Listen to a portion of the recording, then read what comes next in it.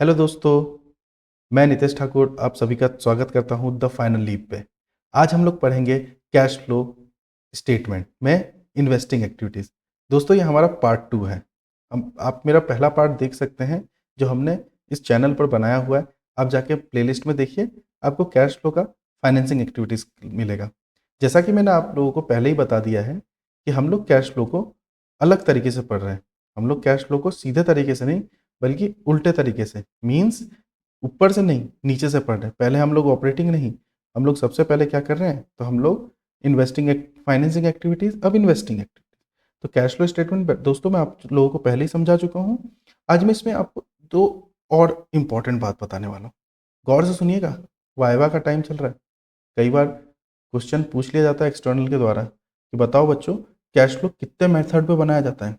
तो basically cash flow दो method से बनाया जाता है। एक होता है डायरेक्ट मेथड और एक होता है इनडायरेक्ट मेथड। तो सर ये डायरेक्ट और इनडायरेक्ट मेथड है क्या? कुछ नहीं दोस्तों, जो डायरेक्ट मेथड है वो आप डायरेक्ट कैश बुक से बना सकते हैं, वो आप कैश बुक से बना सकते हैं या कैश अकाउंट से बना सकते हैं। जबकि इनडायरेक्ट मेथड जो है वो आप बनाते हैं statement and P and L से। आप बनाते हैं statement of P and L से, that means profit and loss account से। ओके, तो आप सीधा सीधा इससे बनाते हैं, इसको इनडायरेक्ट मेथड कहते हैं। हम जितने भी क्वेश्चंस पर्टिकुलर इस टॉपिक में करेंगे वो सब के सब होंगे आपके इनडायरेक्ट मेथड के। ठीक है, तो आज जैसा कि आप लोगों ने पहले भी जाना हुआ है, पहले की क्लास में देखा है कि कैश फ्लो के तीन एक्टिविटीज होते हैं main: operating activities, investing activities, financing activities. हम फाइनेंसिंग एक्टिविटीज का क्लास वन में डिस्कस कर चुके हैं। आप एक बार वो वीडियो जाके जरूर देखें, इससे आपको फाइनेंसिंग एक्टिविटीज हेल्प हो जाएगा। और याद रखें कि ये एक दूसरे से लिंक होते जाएंगे, ये जितने भी एक्टिविटीज हैं एक दूसरे से लिंक होते जाएंगे और तब जाके एक पूरा 6 मार्क्स का आपका क्वेश्चन बनेगा। हम ये तीन क्लासेस, इसको तीन पार्ट में बांटा है हमने कैश फ्लो को, और इसके बाद हम प्रीवियस ईयर क्वेश्चंस करेंगे। तो आप थोड़ा सा उस पर ध्यान देंगे तो आपको बेहतर लगेगा और आपके लिए भी हेल्पफुल होगा। आज का हमारा जो मेन टॉपिक है वो इन्वेस्टिंग एक्टिविटीज। इन्वेस्टिंग एक्टिविटीज में हमको करना क्या है, इसे हमें देखना है। तो दोस्तों सबसे पहले याद रखिए, इन्वेस्टिंग एक्टिविटीज में कितनी चीजें आती हैं। तो आपको कुछ भी दिमाग नहीं लगाना है, सिर्फ एक चीज देखिए बैलेंस शीट में। और वो बैलेंस शीट में देखना क्या है आपको, तो सिर्फ आप देखेंगे नॉन करेंट असेट्स को। किसको देखना है दोस्तों? नॉन करेंट असेट्स को। सर नॉन करेंट असेट्स में तो दो चीजें होती है, एक होता है टेंजिबल असेट्स जैसे कि लैंड, प्रॉपर्टी, प्लांट, मशीनरी, और दूसरा होता है इनटेंजिबल असेट्स। जैसे goodwill, patent, trademark, software, etcetera. और दूसरी चीज जो आपको देखना है वो देखना है short term loans, short terms loan. ठीक है, शॉर्ट टर्म लोन्स, इसमें लोन्स एंड एडवांसेस भी कभी कभी रहता है। कई बार स्टूडेंट इसमें कंफ्यूज हो जाते हैं, इस चीज को ध्यान दीजिएगा, short term loans and advances. ठीक है, सॉरी, आगे बढ़ते हैं, हम इसको देखते हैं कि है क्या एक्चुअल में। देखिए दोस्तों, जब भी आपको इसमें इन्वेस्टिंग एक्टिविटीज आए तो आपको कुछ बातों का ध्यान रखना है। लास्ट टाइम हमने जब फाइनेंसिंग एक्टिविटीज करी थी तो उसमें हमने सबसे पहले इनफ्लो समझा था, बट अब हम यहाँ पे सबसे पहले जो समझेंगे वो होगा आउटफ्लो। क्या होगा दोस्तों? आउटफ्लो। और आउटफ्लो सबसे बड़ा क्या है? तो सबसे बड़ा आउटफ्लो है purchase of purchase of fixed tangible assets, fixed tangible tangible asset. जैसे आपने कोई मशीनरी खरीदी, आपने कोई फर्नीचर खरीदा, आपने जो भी कुछ खरीदा वो सारा का सारा क्या हो जाएगा आपका, वो सारा का सारा चले जाएगा इन्वेस्टिंग एक्टिविटीज के आउटफ्लो में। जैसा कि मैं आपको पहले भी बता चुका हूं कि कैश का रिलेशन जो असेट्स के साथ होता है वो होता है इनवर्स, जबकि लाइबिलिटी के साथ होता है डायरेक्ट।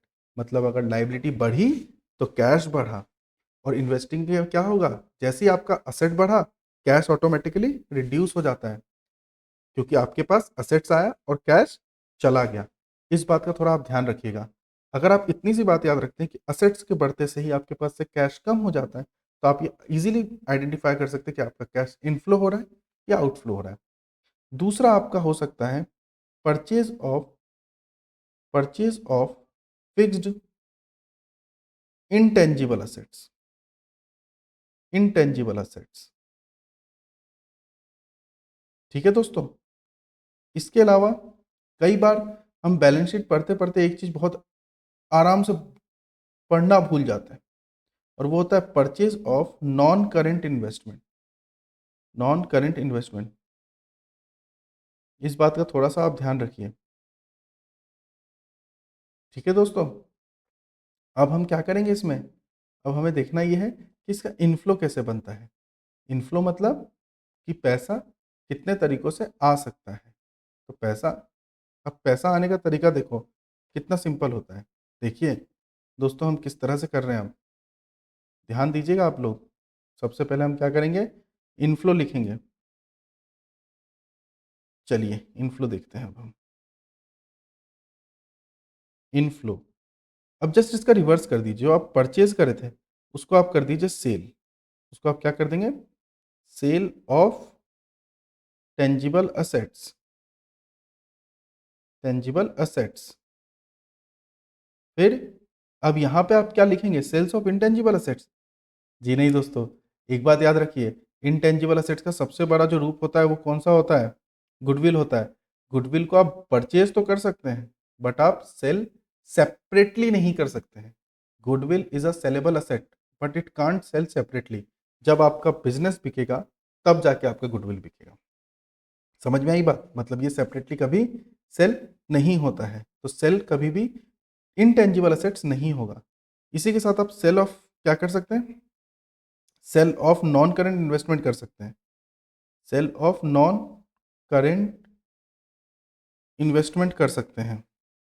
क्या कर सकते हैं, sale of non current investment, मतलब आपने सेल जो है वो क्या किया, सेल आपने कर दिया नॉन करेंट इन्वेस्टमेंट को। ओके, ये मतलब आपको इन्वेस्टमेंट में, आज ऐसा लग रहा है जैसे थोड़ी खांसी हो गई है, कोई बात नहीं, फिर भी क्लास तो क्लास है और हम वो सीख के जाएंगे आज। इन्वेस्टमेंट में एक बात याद रखिए, इन्वेस्टमेंट में आपको मिलता है डिविडेंड। इस बार, लास्ट टाइम आपने डिविडेंड पे किया था, इस बार आपको डिविडेंड मिलेगा। तो डिविडेंड मिला मतलब क्या हो गया, ये आपका हो गया inflow in investing activities. But बात यहीं पर ख़त्म नहीं होती है। क्यों, क्योंकि जो आपका इन्वेस्टिंग एक्टिविटीज़ है, आपका जो इन्वेस्टिंग एक्टिविटीज़ है वो क्या होगा, इन्वेस्टिंग एक्टिविटीज़ आपको बताएगा कि इसमें अकाउंट बनाना पड़ता है। क्या बनाना पड़ता है, अकाउंट बनाना पड़ता है, ठीक है। तो देखते हैं अकाउंट कैसे बनता है, चलिए देखते हैं। कौन सा अकाउंट बनेगा, अकाउंट आपका बनेगा मशीनरी अकाउंट। कौन सा अकाउंट बनेगा दोस्तों, मशीनरी अकाउंट, या आपका कोई भी टेंजिबल असेट्स का अकाउंट। कौन सा बनेगा, टेंजिबल, वो मशीनरी हो सकता है, प्लांट हो सकता है, या फर्नीचर हो सकता है। तो आप उसमें बिल्कुल भी नहीं करिएगा। सिंपल सी बात है, जो भी आप अकाउंट बनाते हैं, ये अकाउंट बिलोंग करता है रियल अकाउंट से। ये बिलोंग करता है रियल अकाउंट से, मीन्स असेट से। और असेट का जो ओपनिंग बैलेंस है वो हमेशा आता है डेबिट। असेट्स का ओपनिंग बैलेंस कहाँ आएगा, डेबिट। अब अगर ओपनिंग बैलेंस डेबिट आ रहा है, मीन्स क्लोजिंग बैलेंस किधर आएगा, credit by balance C D. अब इसमें सिंपल सा 11th का एक कंसेप्ट है कि जब भी असेट्स बढ़ेगा हम उसे कर देंगे डेबिट, और जब भी असेट्स कम होगा हम उसे कर देंगे क्रेडिट। अगर आपको ये चीज़ नहीं पता तो हमारा एक 10 मिनट का कंसेप्ट है 11th क्लास का, वो भी आप जाके जरूर देख सकते हैं। अगर आप जब भी कभी हमारा असेट बढ़ता है तो हम डेबिट करेंगे, और असेट कम होता है तो क्रेडिट। यहाँ पे हम कौन सा असेट्स का बना रहे हैं, तो मशीनरी अकाउंट का बना रहे हैं। मतलब केवल और केवल हम मशीनरी को चेक करेंगे किन किन कारणों से कम हो सकता है। तो सबसे पहले depreciation, by depreciation account. Okay, फिर हमने जब सेल किया तो बाय बैंक अकाउंट, सेल का। Then by P and L account, अगर इफ हमें लॉस होता है बेचने पर तो हम लॉस लिख देंगे। अगर हमें प्रॉफिट होता है, याद रखिए मैं स्टार मार्क कर देता हूँ इसको थोड़ा सा। अब अगर हमें प्रॉफिट होता है तो to P and L account करके हम प्रॉफिट में लिख सकते हैं इसे। दोस्तों इतने आइटम लिखने के बाद जो हमारे पास अमाउंट बचता है, जो भी बैलेंसिंग फिगर आएगा, जो कि यहाँ पर आएगा, इस तरफ आएगा, तो हम लिखेंगे to bank account, to bank account. ये हो जाएगा हमारा परचेज। तो परचेज का अमाउंट कुछ इस तरह से आ जाएगा। ठीक है, बैलेंसिंग करके आप परचेज का अमाउंट निकाल सकते हो। तो ये क्या हो जाएगा, मोस्ट ऑफ द क्वेश्चन में आपको बैलेंसिंग फिगर इस तरह से निकालना हो। अदरवाइज डेप्रिसिएशन का भी आपको बैलेंसिंग फिगर आ सकता है। डेप्रिसिएशन एक और चीज़ याद आई कि आपको हो सकता है क्वेश्चन में एक्यूमुलेटेड डेप्रिसिएशन भी दिया हो। अगर आपको क्वेश्चन में एक्यूमुलेटेड डेप्रिसिएशन दिया हो और उसका एडजस्टमेंट दिया हो, तो आपको उसका भी अकाउंट बनाना पड़ेगा। जैसे बाय बैलेंस बीडी, क्यों? क्योंकि ये नॉमिनल अकाउंट है और ये एक तरह से लाइबिलिटी क्रिएट कर रहा है लॉस के लंबे उसने का। इसलिए इसका ओपनिंग बैलेंस जो होगा वो क्रेडिट साइड होगा और क्लोजिंग बैलेंस जो होगा वो होगा डेबिट साइड। जब आप जो भी अमाउंट डेप्रिसिएशन का ट्रांसफर कर रहे हैं मशीन में, जब भी आप मशीनरी अकाउंट में ट्रांसफर करें तो आप क्या लिखेंगे, मशीनरी अकाउंट। मीन्स आप मशीनरी अकाउंट में उसे ट्रांसफर करेंगे। ठीक है, and then by depreciation account. Okay, ये आपका बैलेंसिंग आएगा। ये आपका इन्वेस्टिंग एक्टिविटी का पार्ट नहीं होगा। This will be not a part of investing activity. ये इन्वेस्टिंग का पार्ट नहीं होगा। ये किसका पार्ट होगा? ये होगा आपका non cash and non operating item, जो हम नेक्स्ट क्लास में पढ़ेंगे। ठीक है, अब देखिए, इतना करने के बाद हम, सबसे सिंपल बात है, इन्वेस्टिंग में एक बात अच्छे से समझते हैं कि इसमें केवल and non current investment and non short term loans की बात करते हैं। ठीक है, आइए हम इससे रिलेटेड एक क्वेश्चन करते हैं।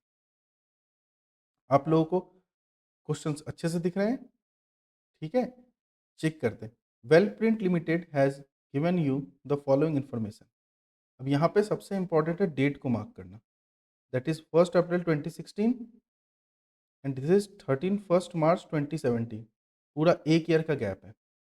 ये जो आपका बैलेंस है, दिस बैलेंस, जो आप यहाँ पे इजीली चेक करते हैं, कौन सा दोस्तों? ये वाला। ये आपका ओपनिंग बैलेंस होता है। ये कौन सा बैलेंस हो जाएगा? Opening balance. और ये बैलेंस कौन सा हो जाएगा? Closing balance. सर ये क्यों लिख रहे हैं? आपको सारा क्वेश्चन के साथ साथ पता चलता जाएगा। आप सबसे पहले क्वेश्चन पढ़ना सीखिए। जितने बेहतर ढंग से आप क्वेश्चन पढ़ेंगे, उतने ही बेहतर ढंग से आप क्वेश्चन को सॉल्व करेंगे। नेक्स्ट, फिर से हम देखते हैं ओपनिंग और क्लोजिंग। तो ये हमारा ओपनिंग हो गया और ये हो गया क्लोजिंग। पर किस चीज़ का अकाउंट बनाने के लिए बोल रहा है? गौर से देखिए दोस्तों, कहीं ऐसा ना हो कि आप जल्दबाजी में गलत कर दें। ये एक्यूमुलेटेड की बात कर रहा है। किसकी बात कर रहा है? एक्यूमुलेटेड की बात कर रहा है, मतलब एक्यूमुलेटेड डेप्रिसिएशन की। और ऊपर वाला किसकी बात कर रहा था? ऊपर वाला कर रहा था आपका मशीनरी की बात कर रहा था। देखिए, ठीक है, तो इसका ओपनिंग बैलेंस क्या हो गया? इसका ओपनिंग बैलेंस हो जाएगा आपका ये वाला, 25,000 opening balance and 15,000 is closing balance. अब हम सबसे पहले एडजस्टमेंट चेक करेंगे, दिया है या नहीं दिया। ओके, तो एडजस्टमेंट क्या बोलता है? एडजस्टमेंट बोलता है कि during the year a machine costing ₹25,000 with accumulated depreciation of rupees 15,000 was sold for 13,000।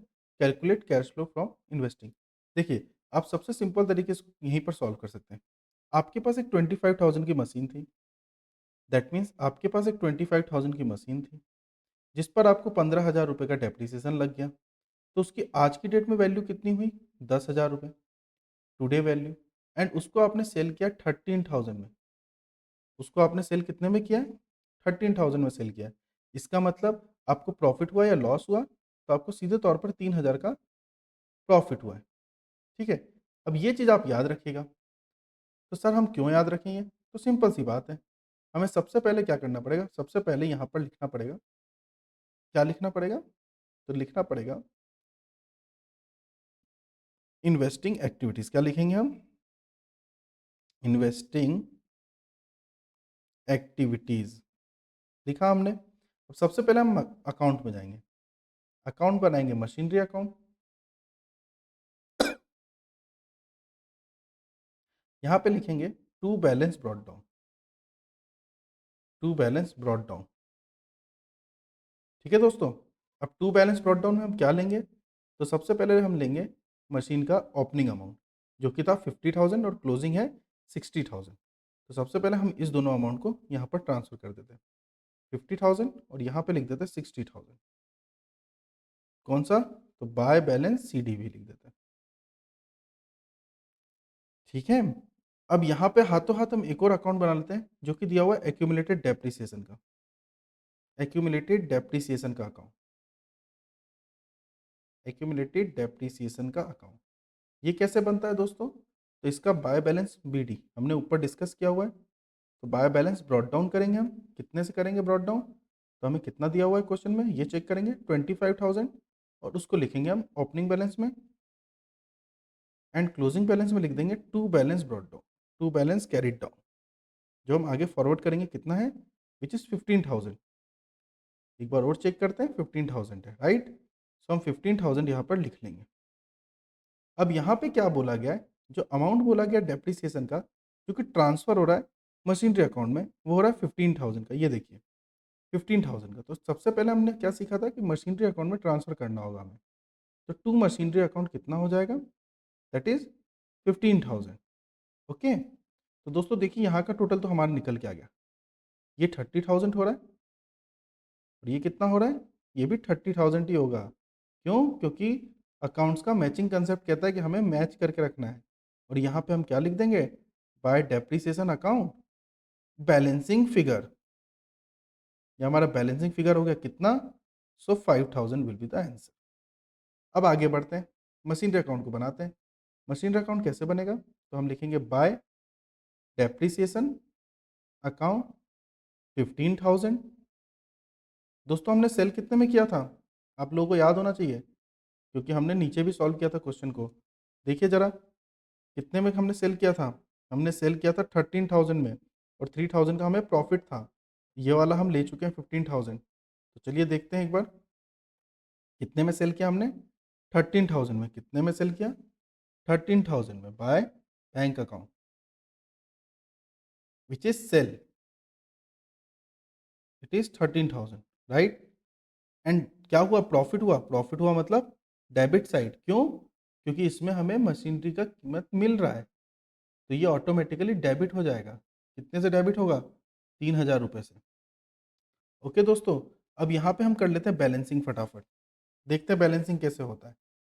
तो टोटल किस तरफ ज़्यादा लग रहा है? दोस्तों मुझे तो क्रेडिट साइड लग रहा है, आपको किस तरफ लग रहा है? जल्दी से टोटल कर लीजिए। अगर आप जल्दी टोटल करेंगे तो आपके उतने ही टाइम बचेगा। तो 60 and here it is 28, so it is 88,000। Okay, and here it is also 88,000। 88,000 में से हमारे 53,000 माइनस हो गए, बचे कितने? तो हमारे बचते हैं 25,000, राइट। सही बोला मैंने? जी नहीं, गलत जवाब।